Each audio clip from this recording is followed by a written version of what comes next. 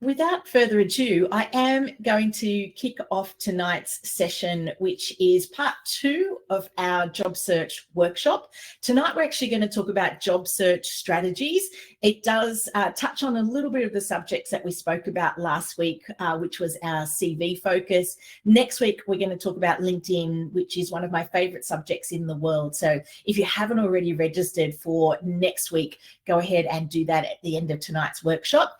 If there are any questions, you can pop it into the chat box and I'll make sure I get to that. And there will be a Q&A session as well at the end of it. So you can also pop your questions into the Q&A session.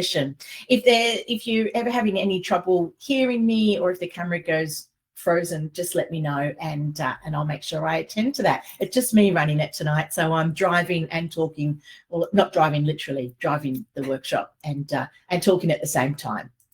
So welcome everybody. For those that didn't hear it at the beginning, we are going to cover your job search strategies and how to set yourself up for success when finding your new opportunity.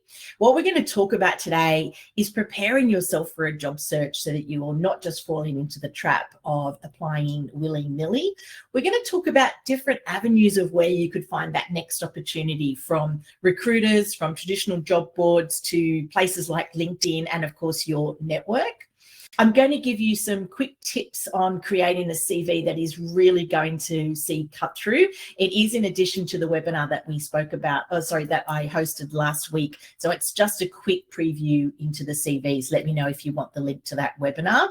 And of course, we're going to talk about reflecting on what it is you really want from your next move. I think that's the biggest part of tonight's workshop, the part I'm most excited about. So looking forward to that bit at the end. Just a little bit about me for those that don't know me or that haven't worked with me before. I run the Digital Talent Lab.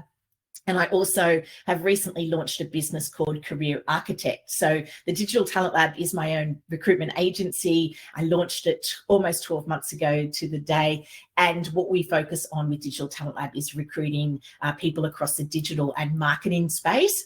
Career Architect, I help people from all walks of life, from those people in that space that are recruiting to the change and transformation space to accounting and finance and everyone in between. So next week is the third session of the webinar series, and I'll give you some idea on how you can work with me. Our new website is about to launch, but if you've got any questions around working with me one-on-one, let me know and I'll set up a discovery call for us. So in terms of what makes me qualified to run this webinar, well, I speak to hundreds of candidates each and every week, and I hear a pretty common theme from people, and that's sort of when they decide that they're going to apply for a job and how they go about applying for it. So I saw a gap in the market there for some education around getting the most out of your job search and sort of not tearing your hair out in the process. So that's what we're going to talk about first, is how to prepare for a job search and hopefully stay somewhat sane during it. It's not a webinar about how we're going to change the recruitment industry. I really do appreciate that it is not always great in finding your new role. What I've been talking to a lot of people about over these last couple of weeks is just the timeframes it seems to be taking people. So if you are applying for things, not necessarily out of a role, but actively applying for new opportunities and you're just not getting anywhere, don't take it personally. The market is incredibly slow, and we're really seeing people take about 6 to 8 weeks to find a new role at the moment. So be prepared to be patient. Hopefully by implementing the things that I'm going to talk about tonight, it is going to switch things up for you and you're going to get better traction in your job search. And it's certainly something that I work with the clients that I'm working with one-on-one. We're seeing some impact in the way that they're approaching their job search and seeing a faster process. But realistically, 6 to 8 weeks is what we're looking at the moment. So I love to think about people's superpowers. It makes me a really good recruiter because I'm always asking people, what is it that you do and how do you do it? And I'm always the curious cat at dinner parties and barbecues. So I think about my own superpowers, and it's helping people figure out what theirs is, I think, and also CVs and looking at the best way to present your information. So I want you to, before you even start applying, think about, and you might want to, after tonight's workshop, grab a piece of paper and write a pro and con list about yourself and think about what is it that makes you you. And what is it that makes you good at what you do?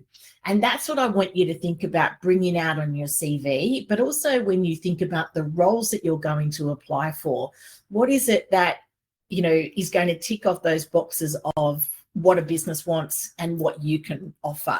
So it's all going to come into play with your CV, with your LinkedIn. How you interview is when you really can identify what it is that makes you, you.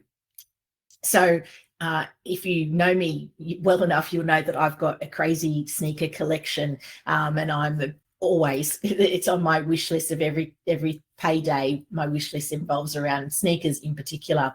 And so I think of your career and your talent as taking stock of what you have. So think that you're a manager in a undisclosed shoe store in Sydney. I won't mention the name of the brand on Pitt Street that I'm in almost every weekend, but think about what's in demand, and that's your top skills. What is it that you are the very best at? What might need restocking, and that's areas of redevelopment or improvement that you might need. And then what new items you're going to add to your collection, and that is the new skill sets that you are going to acquire. So in terms of the key things that I want you to take away from this section when preparing for your job search, it is sitting down and having a real honest conversation with yourself around what are the unique skills that I bring to the table, and not just at a high level about what you do for a living, but what is it that you're really good at in change management? What is it that you're really good at in digital marketing? What is that makes you a great GM or a marketing director, or whatever it is that you do? What is it that makes you really, really good at that? And then another thing that I want you to start and consider, and this is something that I do with people one-on-one, is look at different personality tests and different ways of understanding what it is that you should look at based on where your passions lie. And there's a great test. I talk about it, I think, in a later slide, but looking at where your passions lie, what are you made to do, and what's the economic viability of that? And there's also lots of different tests that you do, Myers-Briggs, all of those that figure out what it is that makes you, you. And you can then use that in your CVs, in your applications, in your interviews. I want you to have a look at the market. I think it was last Thursday. If you don't follow me on LinkedIn, I do a Thursday Great Question video. And either last week or the week before, I did a video about what skill sets are in demand. And I think this is where people are missing somewhat of a trick when it comes to their job search. So have a look at what's being advertised. Have a look about, the noise that's on things like on platforms like LinkedIn, about where the greatest skill sets, where the greatest demand is for new skills, and think, okay, what is it that I don't have that I might need to add to my existing experience to future-proof my career a little bit, or that's going to put me in greater demand? And it might be that one or two of your skill sets that you do now is going to go out the window and some new ones come in. So it's just about rounding out your experience and making you a little bit more future-proof. And what I love when people are doing their job search is thinking about some goals to set for yourself. So number one is thinking about your financial runway. If you've already left a role and you're thinking that you're going to find your next opportunity, think about how long have you got and where you need to make some changes to that. But also to define what is it that new job's going to look like, and how many interviews you might need, or how many people do you want to get in front of, or how many recruiters do you want to talk to, and how many jobs do you think is enough for you to apply for to find that next opportunity. So set some goals around that. In terms of where to find your next role, of course, the first thing people think about is job boards like Seek or LinkedIn. But I did a poll a couple of weeks ago, the results I posted this morning on LinkedIn, and more than half of those people that took that poll said that their job came from their network. It was pretty close. I think it was about 56% of people said it came from their network, and the rest were through traditional job boards. But it does make me start and think about where is the possibility of you finding your next role. I think ads are going out of flavor. They are expensive, and the return on investment isn't necessarily there. But it does make sense that if you see a job advertised and it's something that you want, that you're going to go after it with an application. So if you are going to apply via job boards, I want you to take into consideration a couple of things. Your CV has to work really, really hard for you. I'm going to talk a little bit about different aspects of your CV in a little bit, but when you're applying, have a look at the advert. And I know they're not always well written, but they do usually talk about the key responsibilities of the role and what it is that the hirer is looking for. And I want those keywords to be reflected, or those keywords should be reflected in your CV for a couple of reasons. One, when it's a human being reading it, and two, when it's going through an ATS or there's a search function happening or some automation happening, it will sort of tick off those keywords in your CV that have been asked for in the job advert as well. Another interesting aspect and something you might want to consider is keeping a tally of roles that are being re-advertised. This is what I do from a business development perspective, and essentially your job search is similar to what I do from an ad chasing perspective. So I'm looking at roles that are being advertised, and you'd be surprised how many there are. And I think it's fairly obvious that means they haven't found the right person. So if that's the case, I'd be applying or even reapplying. But if it was something that I'd already applied for, I'd be trying to go through the back door and find out if there's a different way that I can get cut through. If it's a job that I think I should definitely get an interview for this, I'm meeting all of the requirements.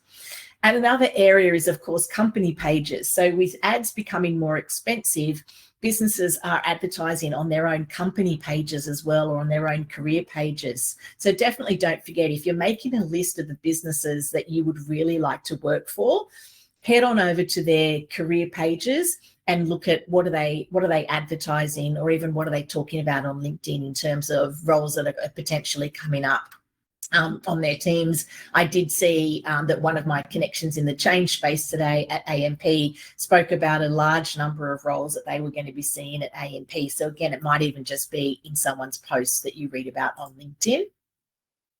Speaking of LinkedIn, I think that's where most of us will have our professional network. And it really is true that your network is your net worth. I think your network is only valuable if you're going to leverage it. And so you have to ask for help. If you put open to network on your LinkedIn, or, people know that you're looking for a new opportunity, I don't think they're necessarily going to knock on your door and say, hey, let me introduce you to this person or that person. I think you've got to be really proactive with it and actually go out there and ask for help, and set the expectation about what you're hoping for out of that question or out of that introduction with whoever it is that you're talking to, and think about, who is it that's going to be a good advocate for you. It could be people that you used to work with. It could be managers that you used to work with. It could be friends and family. We tend to sort of leave them out of it, but sometimes it could be a friend of a friend, and it's imperative that you have to ask for help. So when it comes to recruitment agencies, I'm obviously going to be a bit biased here, and I will take any slack that you want to throw at me, because there are some great recruiters out there, and there are some not so great, and everything in between. But I want you to think about how you are going to work with recruiters. My number one tip is going niche with that. So look at recruiters that specialize in your space. For me, I only do digital and marketing. There is a potential that's going to swing into transformation, as I'd always hoped to do. I used to be a change management recruiter and a project recruiter and an IT recruiter. I'm not doing IT again, but digital marketing is really where I sit, because companies come to me knowing that I'm going to have a great network of people in that space. So think about what recruiters are often advertising for your kind of roles, or what recruiters are showing up on LinkedIn talking about your industry, talking about different skill sets that are in hot demand, talking about different clients that they're working with that's in your space, and then make them work for it. So in any given week, I could probably count on less than one hand how many people are reaching out to me directly. I do a lot of headhunting. I'm out on LinkedIn all the time, talking to people, tapping them on the shoulder, but it is worthwhile making or getting a relationship with some good recruiters that are going to be in your corner and proactively taking you out to market. So some key things to consider is making sure that your CV is doing the heavy lifting with any applications you make via job boards. Asking for help of your network, buy a coffee, ask for a referral, ask for an introduction. Again, be really clear about what you want out of that introduction. And certainly get a recruiter that you know is going to have your back and, loves you and what you do and is, proactively taking you out there to talk to different clients about you. And of course, I'll give a cheeky little plug to next week's webinar where we talk about LinkedIn, utilizing platforms. You'll see it on LinkedIn pop up all the time. LinkedIn helped me get this job. It is a really powerful tool to utilize with your job search. It helps you connect to the right hiring managers. It helps you get a brand name for yourself. These are all things that I'll cover next week. And if there's anything in particular you'd like to know about LinkedIn, drop a note in the Q&A and I'll make sure that that is covered in next week's webinar. So I love CVs and I talk about them all the time and I love helping people make them better. That's probably the best way to describe it. So I spend a lot of time reading them and I did a quick poll on the CVs that I looked at yesterday. There was 40 of them and I say roughly four people got it right in terms of what I thought was spot on and what I thought is ready to send to a hiring manager. So the others needed some work. And there's so many reasons why you might not be getting to that interview stage. And your CV could be one of them. And you've got some great experience. I want you to think about how are you representing it on a CV, because there's a lot to expect of a CV. It's got to take you from no one ever knowing who you are to an interview with a hiring manager. And I know they're subjective. Everybody is going to have a different opinion on the font or the format or the file type, whether it's a PDF or a Word. And we cover that in the CV workshop. With all due respect, you could have it written on a paper towel. As long as the content is right, I will be reading it. It's got to have the right stuff in it. So when you're doing your CV, I want you to answer these three questions. What do you do? How do you do it? And how do you measure it? In the professional summary that sits at the top of your CV, I love it when it starts with an I am statement, because I'm immediately thinking that you're a human being and you're not just, a digital marketer or a business analyst or a project manager. The language that you use in the CV has to really be a balance between that professional and that everyday language that we use when we're talking about ourselves. My husband, English is his second language, and he said to me in one of the earlier CV workshops that we did this year that when he hears the word verbose or verbosity, he thinks it sounds like rah, rah, rah, rah, rah. And I think that's the perfect way of describing what I mean. Not too much fluff, not filler words that you're just putting in there, or not the same type of language that everybody uses on their CV. There's lots of professional summaries that I read that I think I could actually just put anyone else's name at the top of this. Make sure it's striking a balance and being absolutely you. And where you can, and I think everybody should be able to do this, include the proof of where you've done things. It doesn't have to be at places like Qantas or Blackmores or Westpac, like I've mentioned there. It can be any business, but including that success that you've had and those achievements at any business is what's going to really cut through on your CV. So I want you to all think about this part carefully, and it's probably my biggest pet peeve at the moment, in that your responsibilities are not your achievements. And I want everyone to say it again with me: my responsibilities are not my achievements. And I recall probably about 6 years ago now, I was hiring BAs at CBA, and the practice manager said to me that if he sees one more CV that tells him what a BA does, he's not going to read them anymore. And I think of it, actually my partner came up with this today, to think about an ad for a vacuum. We have terrible luck with vacuums. We're on about our fourth vacuum, and I think about 4 years, and I'm about to give up. But if you went and shopped for a vacuum and all it said was "it vacuums," would you buy it? No, you're looking for battery life. You're looking for, the suction and the power of it. I'm looking to see whether it's going to pick up all of the pet hair that seems to get in every different corner of my house. So if you think about, you have to describe both what you do and what are the achievements, what's the outcomes from what you do and the impact you have on a business. So again, responsibilities are not your achievements. So top things to consider, think about how are you quantifying with numbers the impact that you have on a business. Definitely tailor it to the jobs that you're applying for. And I do say this in the CV workshop as well. I just want to reiterate it here that in some people's professional summaries, they talk about what are their goals and what is it that they are looking for in their next opportunity. And I'd really recommend that you take that out, because it just might not resonate with the role that you're applying for. It might be misconstrued or misread. So think about the impact that you're going to have on a business, and that is what belongs in your professional summary. So the last section that I want to cover before I go to a quick sample of a CV that I've got is just thinking about going beyond applying for a like-for-like role. Because when I'm speaking to people day in and day out and just asking them what's motivating them to look for something new, beyond, facing a redundancy or a change in the business structure, is that it's often that they don't have career progression. It could be that the next role is not in front of them. It could be that the business has changed, or there's just something missing from it. But what people end up doing is applying for roles that are really similar to what they're doing now and expecting something different.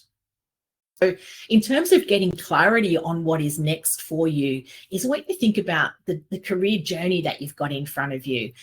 Think about what is that bigger step, what's 5 to 10 years looking like, and almost work backwards from that.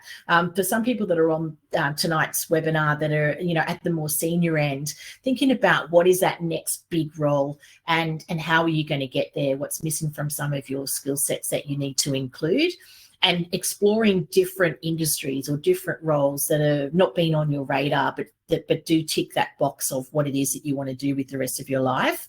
Another one of the LinkedIn polls that I did, which I thought was really interesting, was around work-life balance. And it was an overwhelming response that people said from their next opportunity that they want to make sure they have this. And I thank the generations under mine, pretty much everyone, because I'm a Gen X, but thinking about what does work-life balance mean for you, and companies that resonate with that. And I'm not just talking about flexibility and working from home, that comes in a second, but thinking about that balance of work versus home life, and the other you, if you like.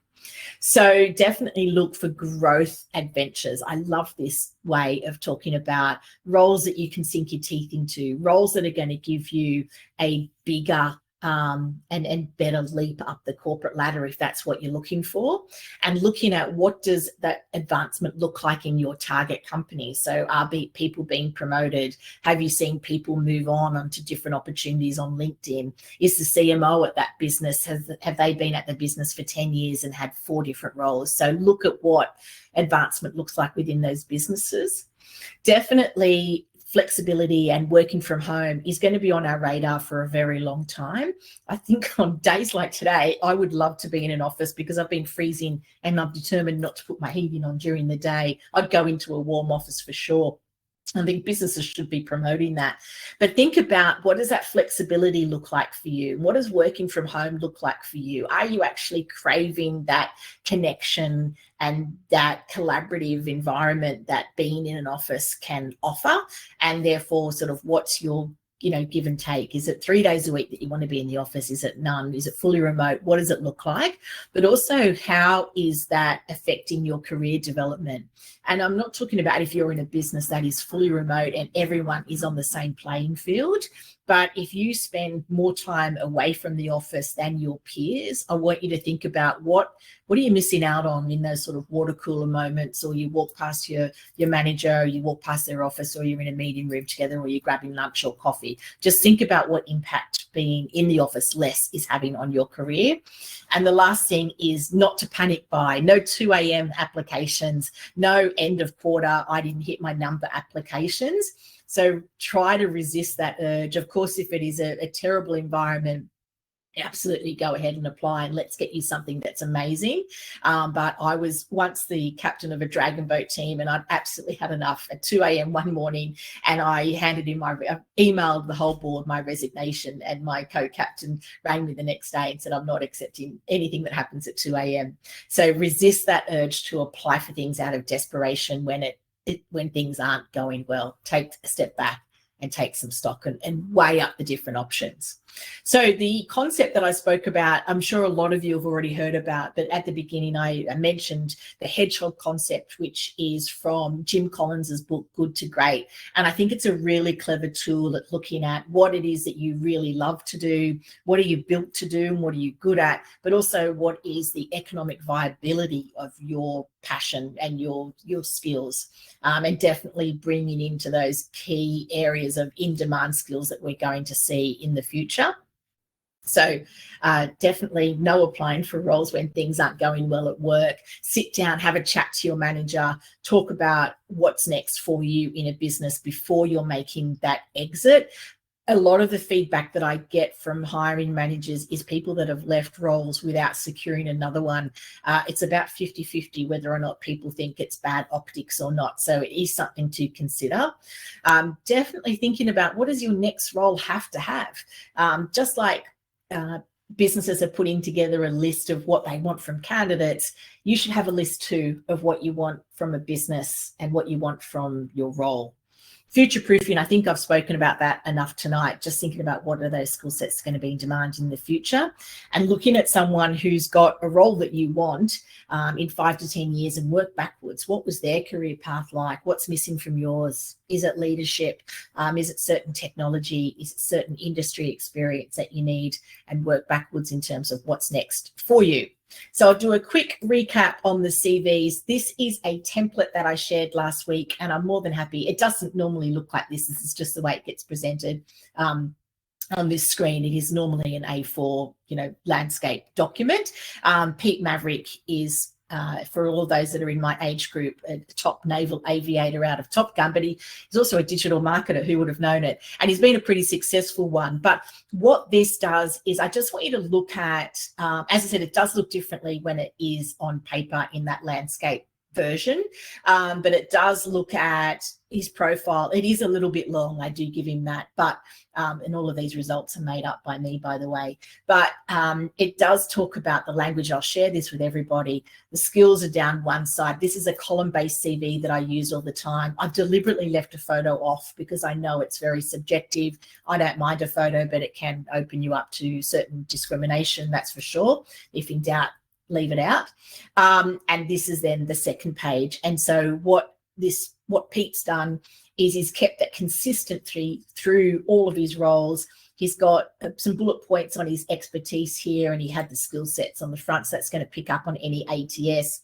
Education and certification isn't taking up valuable real estate over here. And he's also got a little bit about him. He actually runs a side hustle that earned him $300,000 last year. So he's amazing. But it's just to give you an idea of the content that's in there and how we've separated. I think it's really easy to read. It's clean, and it certainly cuts through. If I saw a CV like this, I'd be calling Pete immediately. So that is the end of what I've got to talk about. So I'm going to jump on over to the Q&A and run through those questions. Keen to see the link from last week's. Absolutely. I will send everyone the link to, it's just on my YouTube channel, but I'll send the link to that, and also the sample CV, and also the registration for next week's webinar. The next question is, I heard with LinkedIn Easy Apply that people don't actually look at your CV. Maybe they just see your last 3 job titles or similar, and then just your profile. Is this true, and does it mean I'm wasting my time tailoring my CV? I don't think that's necessarily the case. I think what you're talking about is with LinkedIn Easy Apply, recruiters can actually, or internal talent teams can actually use LinkedIn as their ATS.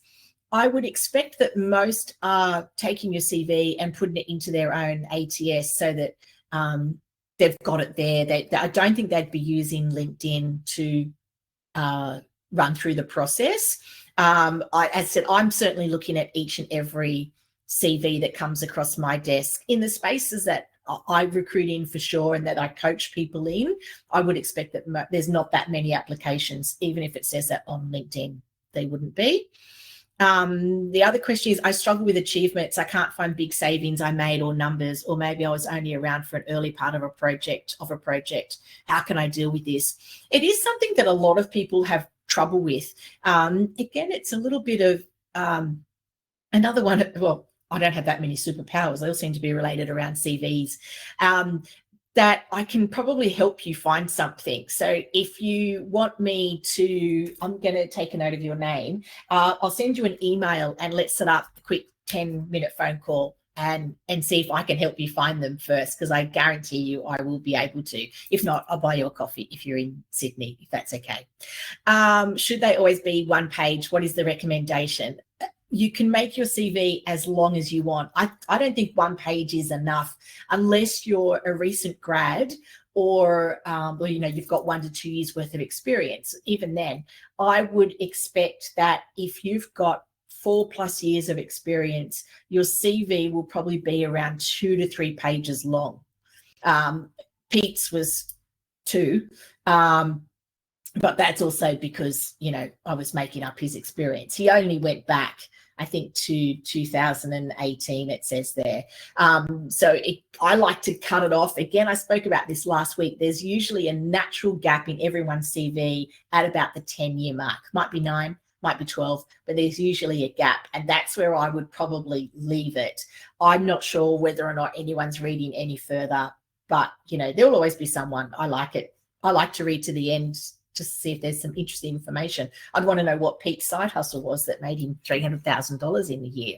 So no, I would actually say one page would hinder you more than help, to be honest. So if there's any more questions, just quickly shoot them through. If not, I'm very easy to find on LinkedIn, Nicole Harlow, Digital Talent Lab, or Career Architect, however you want to find me. Connect with me. I'd love to get to know all of you if we're not already connected. If you've got any questions, send me a message and I'm more than happy to answer them. And again, if there's something that you want to see in particular around LinkedIn optimization, I'll be going through all of that next week, and a couple of giveaways. It is my 50th birthday next Wednesday. So on the eve of my birthday, we're going to sit together and talk about everything that can happen with LinkedIn.